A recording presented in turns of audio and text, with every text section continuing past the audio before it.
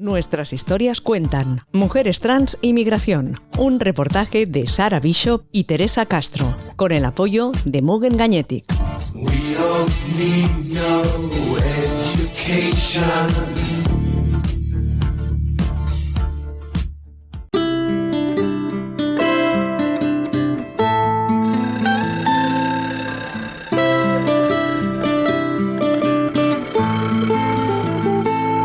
Según la Comisión Interamericana de Derechos Humanos, la esperanza de vida de las mujeres trans en Perú es de 30 a 35 años. El 70% de ellas recurre al trabajo sexual para poder subsistir.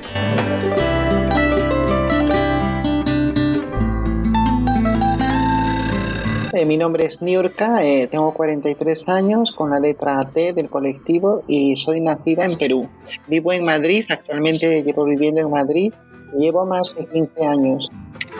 Vivo en una casa con familia elegida y con mi perro, que también es parte de mi familia. Yo no quiero verme contigo. Mi descubrimiento como parte del colectivo yo creo que se hace a muy temprana edad, aunque no soy consciente de las palabras que se utilizan habitualmente en el colectivo, pero sí soy consciente de que no soy como me habían definido, ¿no? Según el género o el sexo asignado al nacer. Y creo que esto ha sido una de las cosas más importantes, porque al final vas tomando conciencia de quién eres y cómo te aprendes a mover y a sobrevivir en un espacio que quizá no está preparado también para ti.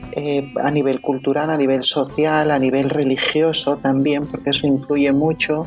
A nivel incluso de familia, ¿no? Que también es importante decir esto. Vienes y te vas. Yo soy una persona creyente y vengo de una familia también creyente, también tradicional, pero sí es importante decir que a pesar de venir de una familia tradicional, siento que no han coartado mi forma de ser, ¿no? Y creo que eso ha sido una de las cosas más positivas que yo rescato cuando hablo de estos primeros años de mi vida, porque he podido desarrollarme siendo como era, en mi expresión de género, en mi forma de ser, de estar, de hablar, de comportarme, etc. Aunque habían roles que eran muy marcados de lo que sería un hombre y una mujer, ¿no? He podido llegar a situaciones extremas, como lo hacen muchísimas personas, sea en la adolescencia, sea en la juventud o en la niñez, de no saber qué hacer por no ser plenamente como tú eres. Sin embargo, yo creo que tenía conciencia de quién era y cómo, siendo yo, podía estar en un ambiente en el que quizá no podía ser plenamente yo. O sea, tenía esa conciencia, y creo que eso me ha llevado a poder, digamos, vivir de manera más compatible el ser y el saber dónde estoy, ¿no? Sufro, cariño.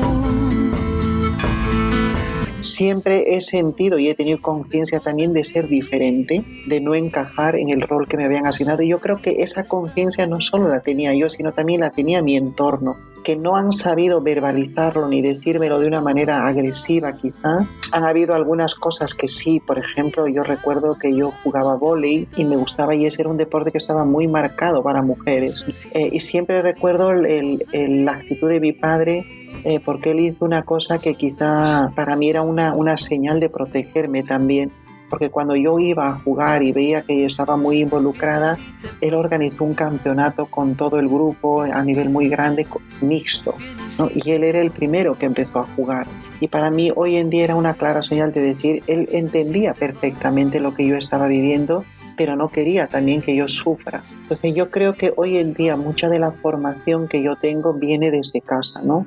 El cómo me han enseñado valores. Yo estaba metida también en muchísimas situaciones de iglesia, pero quizá mi experiencia de iglesia, aunque era una fe quizá más incipiente y más primaria, ha sido una experiencia religiosa también muy arraigada a la realidad, ¿no? Es decir, a ver situaciones duras y difíciles de la realidad, por ejemplo, de la gente empobrecida, ¿no? Entonces, a mí esto me marcó muchísimo. He crecido con esta parte de defender lo que yo era, de buscar un espacio donde yo podía ser como era, aunque siendo consciente de cómo me puedo mover en ese entorno. A nivel religioso o espiritual también he crecido, y además ha habido una cosa que socialmente también me ha marcado mucho, porque yo vivía en una familia y en un entorno en el que quizá no éramos plenamente conscientes de esta diferencia de clases. A la par estaba en un colegio de monjas españolas también, que también me ayudaron muchísimo a entender el sentido de que todas las personas somos iguales.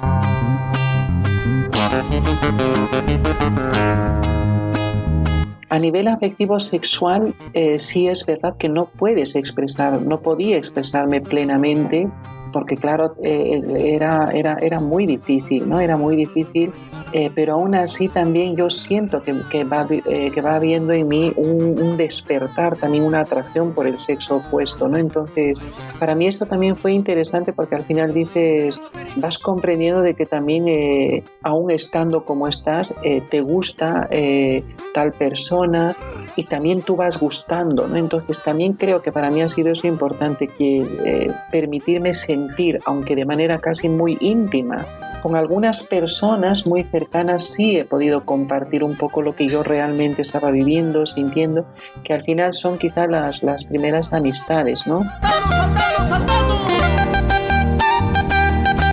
¿Qué va pasando? Cuando yo voy creciendo con los años, sí voy teniendo conciencia de que la gente va reconociendo mis capacidades, mis habilidades, mi potencialidad, pero voy tomando conciencia de que jamás me ponían un 10. Y esto lo he vivido, ¿no? O sea, todo el mundo reconocía que eran 1000 cosas positivas, pero nunca me ponían el 10. Y yo entendía perfectamente que no me ponían el 10 porque no les encajaba ni en un lado ni en el otro lado, y cómo me iban a dar el 10, cómo me iban a dar el 10 a mí. Yo recuerdo una experiencia en unos ejercicios espirituales cuando yo con esta persona que me acompañaba le dije soy una mujer, ¿no? Algo que yo sabía desde quizá mis tempranas edades, pero aquel día yo lo estaba verbalizando desde las entrañas más profundas de mi ser, ¿no? Era como... y esta persona muy educada y muy delicadamente me abrazó y me dijo, lo sabía, pero eras tú quien tenía que decirlo.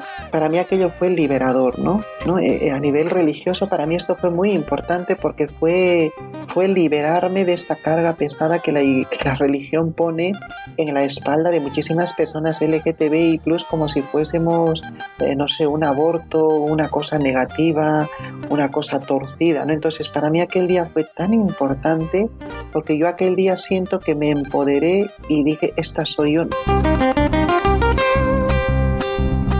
La etapa universitaria es una etapa para mí también interesante, siempre con la conciencia de que no encajas en un espacio que no está hecho para ti. Eso ya lo daba yo como un plus que viene acompañado. Me enamoro también en esa época, y creo que el acompañamiento que yo tuve me ayudó a gestionar también, ¿no? Es decir, cómo vivir estas situaciones de enamoramiento. Y además creo que ya voy buscando espacios en los que yo digo, yo quiero ser yo misma sin dejar de ser yo, aunque tenga que buscar espacios que sean un poco más seguros o quizá más amigables también, ¿no? Que podían ser espacios con amistades, en reuniones, salidas, cenas, o sea, no eran espacios específicos LGTBI+, ¿no? Pero también siento que el entorno mismo te va recordando que no eres el prototipo de hombre que espera. Son épocas también en las que conozco a muchísimas personas extranjeras, que eso también es un aporte muy importante, porque es una mirada mucho más fresca, mucha gente europea, ¿no? Mucha gente de España, y para mí esto fue como un aire fresco también, porque era como una mirada menos acusadora y menos juzgante. Digo, venían de otra realidad quizá, ahora lo pienso, y creo que eso ayudó muchísimo también, porque quizá con estas personas era con quienes yo también podía ser más yo, que yo dejo la casa de mis padres con 18 años, y fue como he vuelto de visita, pero yo ya había salido de esa casa, y creo que eso también a mí me ha hecho madurar. Yo estudié pedagogía, filosofía y teología. Termino la universidad, estuve trabajando en el sector educativo, que para mí también era una cosa que me gustaba muchísimo. Vuelvo, por decir así, a esta zona rural en la que no había estado antes, y soy una defensora a capa y espada de las personas indígenas, ¿no? Y esto también para mí ha sido una experiencia muy fuerte porque ha sido otra vez otra enseñanza y otro aprendizaje, porque defiendo muchísimo a las personas indígenas, defiendo la igualdad, defiendo sus derechos, etc. Y años más tarde también empiezo a trabajar en una ONG que me dedico a la parte de jóvenes que terminaron el nivel, el colegio, ¿no? Entonces, que estaban en búsqueda de ingresar a la universidad. Y para mí ese fue un proyecto también muy importante, que además era un proyecto que se sostenía con el apoyo del País Vasco, muy ligada al País Vasco. Pero ese es el momento en el que yo digo, no quiero seguir estudiando porque me estoy desencantando. Y ahí se me ofrece la posibilidad de irme a estudiar a El Salvador. Y lo que me trae a España es porque El Salvador está ligada con Comillas, con la Universidad de Comillas, y ellos ofrecían una beca de máster en teología para quienes pasaran un examen, ¿no? Y curiosamente también soy la única que pasa el examen y la única que consigue la beca. Para todititas las chicas. Suena y dice.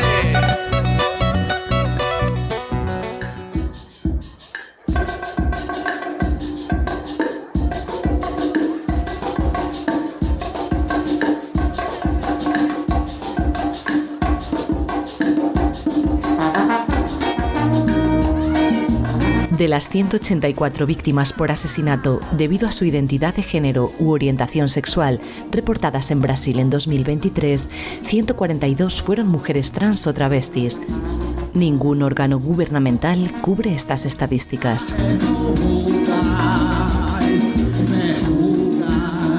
Mi nombre es Fernanda Falcón. Tengo 33 años, soy brasileña, soy una mujer transexual y vengo de Brasil. Yo vivo en San Sebastián. Yo me identifiqué, creo que muy pequeña. Na verdad, a identificación es una cuestión de referencias, ¿no? Yo no tenía referencias de cuerpos transexuales, así que yo no... solo un poco más tarde, con mis 15, 16 años, que entendí, ¿no? Pela primeira vez mirei en la tele una persona sexual y vi que había una posibilidad. Entonces, la identificación es muy relativa con el nivel de información que tienes. La primera vez que vi una persona transexual fue en la tele, y la segunda vez fue que era una persona do barrio que era muy mal vista, era una persona que la gente no se comunicaba, inclusive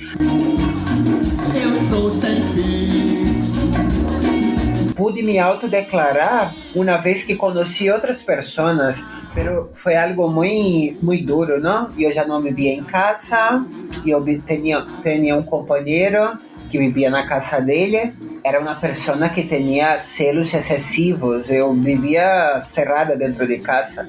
E me recordo que esta chica que me falaram que não falasse com ela, uma vez estava mirando ela, passando por la calle, então esta pessoa se acercou e disse, ¿por que me miras tanto? E eu disse, porque eres muito guapa, eres preciosa, me llama a atenção. Depois de um tempo, sempre saludando, ela, vamos à farmácia. Aí eu digo, como? A farmácia? Sim, pero ela me levou para comprar minhas primeiras hormonas. E eu tomei essas hormonas creio que por uns 5 ou 6 meses. Fui a sua casa, escondida, e ela me emprestou umas roupas, e eu vesti essas roupas, e quando minha pareja chegou, eu estava com essas roupas, né? E aí eu já tinha características que são mais vistas como características femininas, não? Pelo grande, estava usando umas roupas que socialmente eram como roupas femininas. E eu fui criada por minha abuela, y mi abuela falleció. Una vez que vuelvo para casa de mi mamá, tiene una festa, ¿no? Donde conozco a esa persona y tuve mi primera experiencia afectiva, sexual. No día seguinte, como cualquier una otra persona, fui contar a mi mamá, ¿no? Mi mamá es evangélica, de una iglesia evangélica. Se sintió súper envergonzada, ¿no? Por me ter como un chico gay. Súper enfadada, me invitó a salir de casa.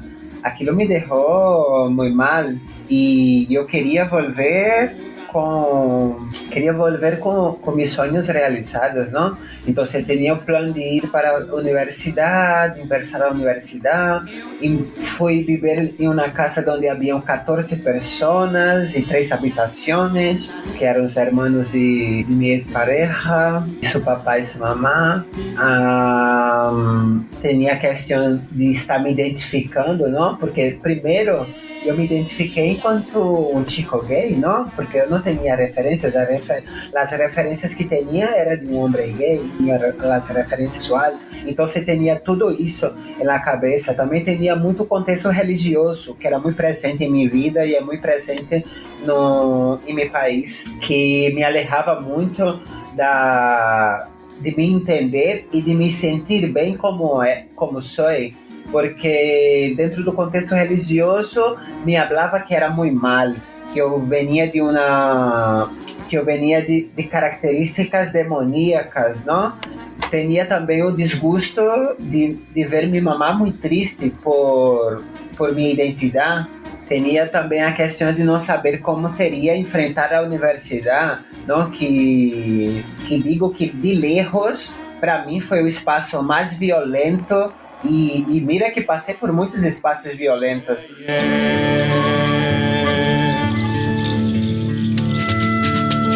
Eu recordo até hoje que durante toda a minha carreira da universidade, eu era a única pessoa trans da Universidade Federal de Pernambuco, não? Uma universidade que tinha mais de 25 mil alunos. Estudei enfermaria, sou especialista sobre doenças negligenciadas como tuberculose, hanseníase e outras doenças que são provenientes de espaços cerrados. Quando estava na própria universidade, consegui um trabalho na universidade na área de pesquisa e investigação. Comecei trabalhando na área de investigação e segui por um largo tempo. Também conciliando com este trabalho, comecei também a trabalhar no Hospital Oswaldo Cruz. Todas essas temáticas direcionadas à resignação de nome, o ser transexual é um ser muito novo. Até a própria nomenclatura transexual é uma nomenclatura que foi criada desde 2014 para cá. E eu recordo que a primeira vez que tive um problema foi quando fui à Bolívia e no aeroporto não me deixaram embarcar porque não coincidia o nome com a minha aparência física. No Brasil, as pessoas trans saem à noite. Se espera que uma mulher trans seja prostituta ou, no mais suave dos casos, seja peluqueira. Eu mandava entregar pra Gigi. Bueno, nunca volví para casa de minha mamá. A primeira coisa que he hecho foi comprar uma casa para ela. Depois de 5 anos assim que nós não nos víamos, quando eu volvi foi para entregar uma chave de uma casa a ele. Volvi, fiz casa própria e segui minha vida, não? Nos comunicávamos por teléfono. Tenho uma irmã que também sempre se comunicava comigo, pero que contextos religiosos tinha dificuldade de ver, não, minha identidade. Eu crescia com ele no caminho.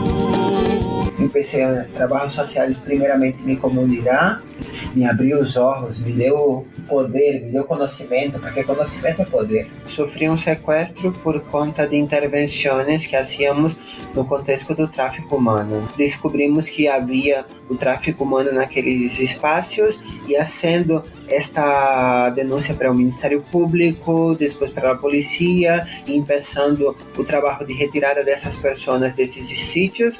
Descobriram onde vivia, sofri um atentado de morte, onde me fuzilaram em uma parede, saí de meu estado, fui para um outro estado, segui minha vida, onde descobriram também onde eu estava e me sequestraram Passei 40 dias onde me torturaram, me fizeram de tudo, me violaram, fizeram muitas coisas mal.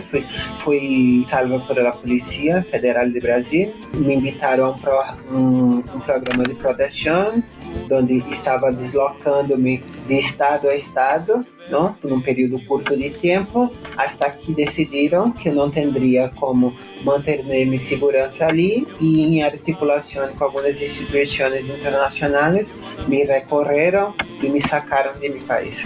Me quitaron lentes, me quitaron el pelo E disseram, mira, queremos que tu sigas viva. Às 11 da noite tienes um bilhete comprado e vai sair do Brasil. Eu mandava entregar pra Gigi, eu mandava cruzar e vencer, eu mandava entregar pra Gigi. La entidad Give Give calcula que al menos 1 de cada 4 solicitantes de asilo en España pertenece al colectivo LGTBI. Según datos del Ministerio del Interior, los principales países de origen de las peticiones son latinoamericanos.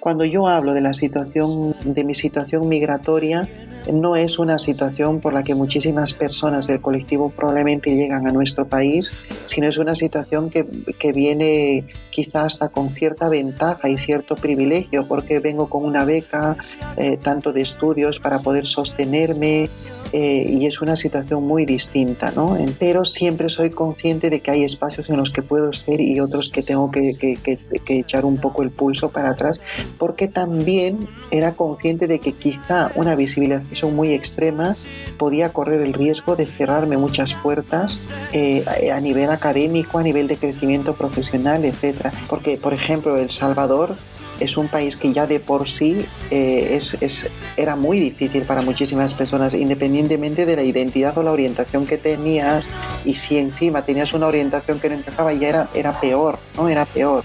Entonces sí soy consciente que cuando llego a España es una realidad muy distinta, ¿no?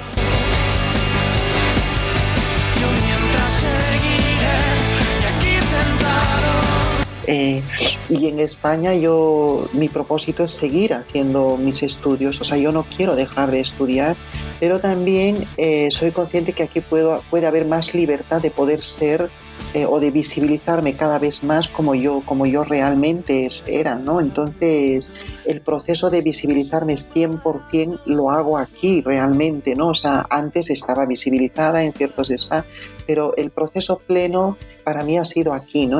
Cuando cuento mi historia siempre digo, para mí ha sido como pintar el cuadro que ya estaba dibujado. O sea, no me he hecho aquí, no, yo ya venía hecha.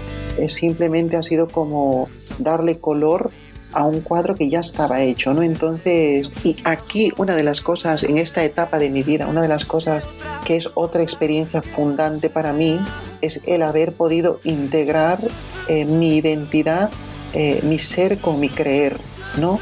Porque para muchísimas personas es incompatible el que sea una mujer trans y que sea teóloga. O sea, no les entra en el cerebro eso. Entonces, esto para mí es muy potente hoy en día, ¿no? De decir, o sea, no soy menos por ser lo que soy. No, tengo la misma capacidad y cualificación. Y por otro lado, creo que también aquí en España una cosa que hago es cambiar esta mi entrega, por decirlo así, a un apostolado más social por un apostolado más al colectivo, sobre todo a las personas trans. ¿Por qué? Porque creo que conscientemente también decido esto. Quiero dedicarme y quiero ayudar a quienes son como yo. Creo que ahora, en esta época de mi vida, también es muy, muy bonito y muy importante que he recuperado muchísimas relaciones con mi familia. Yo con Perú tengo que ser muy sincera, totalmente desconectada con Perú país. Empiezo a conectar y a crear lazos con muchísimas otras personas. Y con el tiempo también a reconectar con muchísimas personas de mi familia, ¿no? Yo la relación que tengo con mi hermana hoy en día es una relación tan bonita que casi me atrevería a decir, quizá no sería tan profunda que si yo no hubiese hecho el proceso. Porque ahora nos vemos como dos hermanas, nos contamos miles de cosas, hablamos de todo, yo comparto mucho con ella todo lo que hago, ella también conmigo, con mi madre, con mi padre también, aunque yo siento que mis padres, que lo saben de toda la vida, siento que también están en un proceso que les puede estar costando asimilar muchas cosas, ¿no? Pero también yo digo, tienen que hacer su proceso. Lo que yo no voy a hacer es dejar de ser, ¿no?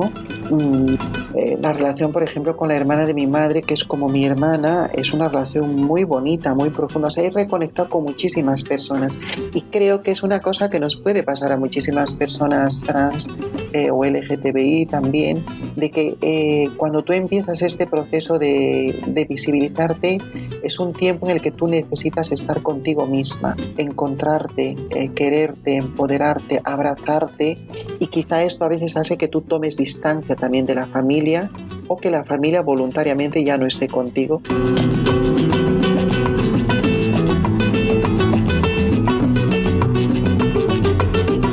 Una de las cosas positivas también para mí fue el digamos, haber logrado el reconocimiento en mi identidad legal, porque yo creo que eso, que aunque para mí no ha sido un tormento, sí es una cuestión importante, ¿no? Es una cuestión importante y es una cuestión que al final te da herramientas para sentirte muchísimo más empoderada en espacios sociales donde quizá mujeres trans todavía seguimos siendo cuestionadas, ¿no? El hacer procesos incluso a nivel, digamos, de tratamientos a nivel corporal también es otra herramienta que me ha empoderado cada vez más, ¿no? Una de las cosas que para mí todavía sigue siendo un desafío es decir, cómo no puedo trabajar como teóloga en estos momentos cuando siento que soy buena en mi carrera.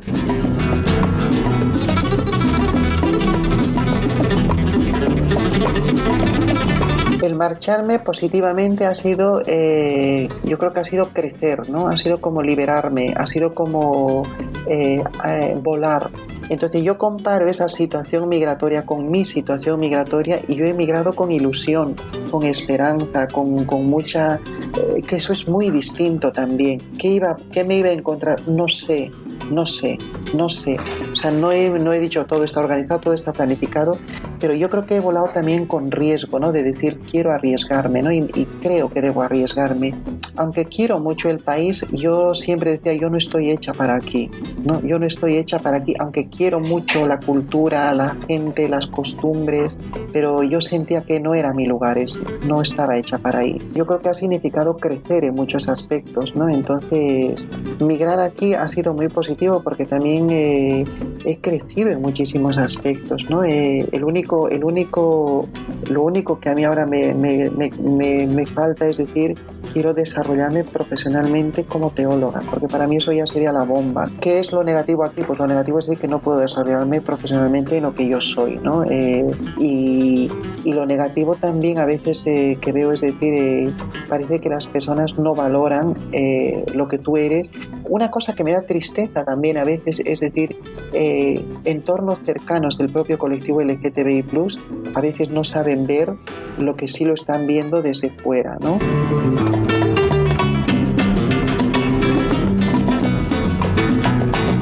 Han pasado más de 15 años y yo no he vuelto ahí. Y no he vuelto. Yo he emigrado de Perú a El Salvador y de El Salvador a España. Y de ahí no he vuelto. Y dentro de mis proyectos, es decir, quiero volver, ¿no?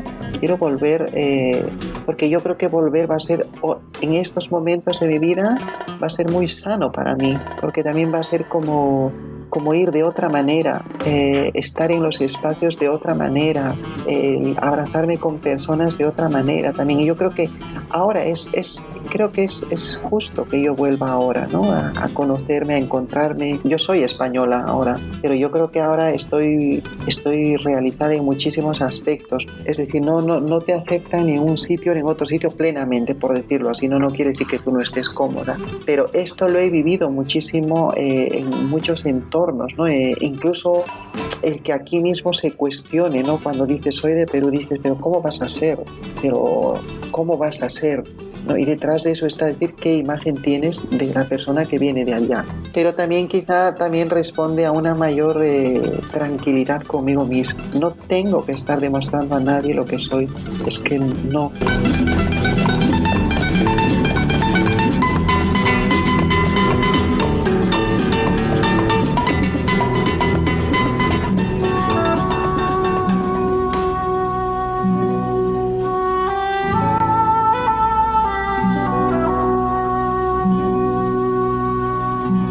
Llego a Bilbao, la primera cosa que voy fue para el Hospital de Cruces, donde fui a hacer una avaliación médica, ¿no? Por todo lo que estaba pasando. Creo que allí fue donde pude recorrer fuerzas para seguir. Dentro de mí ya estaba muerta. Por muchas veces no quería ni vivir, hasta porque cuando me miraba no espejo y veía mi cara, estaba muy mal. Y hasta hoy tengo cicatrices, ¿no? Cicatrices que me hacen recordar todo aquilo.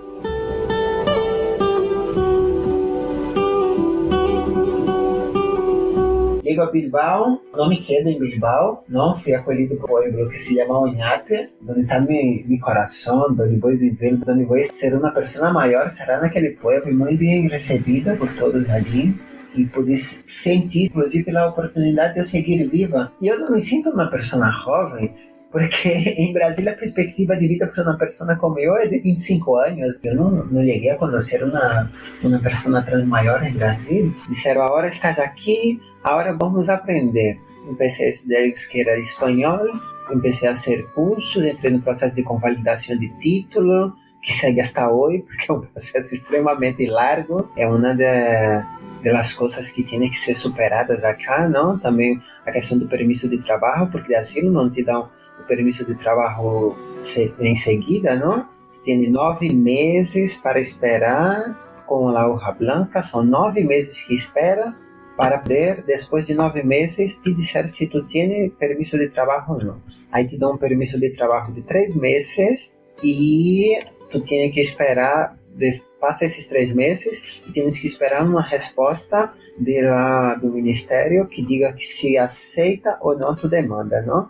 Então, se tu pode trabalhar 3 meses e não pode trabalhar mais, até que recebe esta notificação. E uma vez que recebe essa notificação, sigue. Pero eu comecei trabalhando aqui fazendo unhas. Conheci pessoas que trabalham com bodas, me invitavam a arreglar o pelo, a fazer uma unha, servir. Depois trabalhei também em um bar. Depois trabalhei cuidando de uma niña, pero tudo isso em negro. No ano passado, saiu a convalidação de um curso profissionalizante que tenho também, de auxiliar de enfermaria. Comecei a trabalhar no hospital aqui. A vida melhorou um montão, não? Agora estou lejos de minha mãe. O trabalho que me dediquei uma vida e uma carreira inteira estudando para poder ascender, tive que abandonar. Eu tinha uma vida que, dentro de minhas limitações, eu via como uma vida muito feia. Tinha conquistado sonhos que muitos iguais a mim não puderam conquistar por conta das barreiras sociais que há.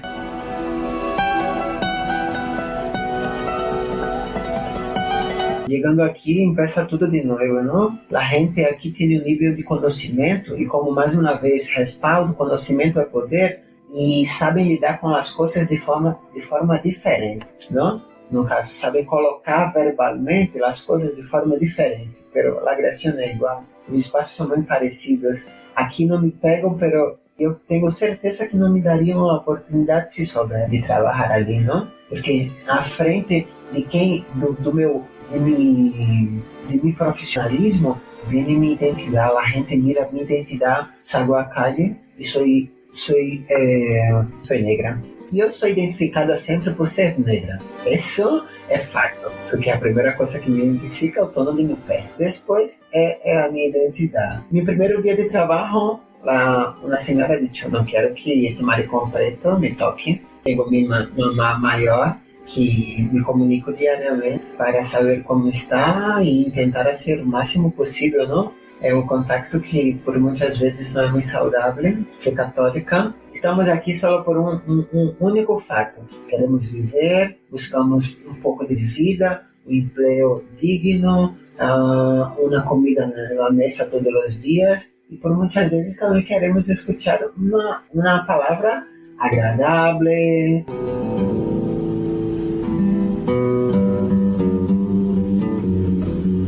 algunas personas ya me llamaron de sadomasoquista por eso, pero sí, me gustaría volver a Brasil.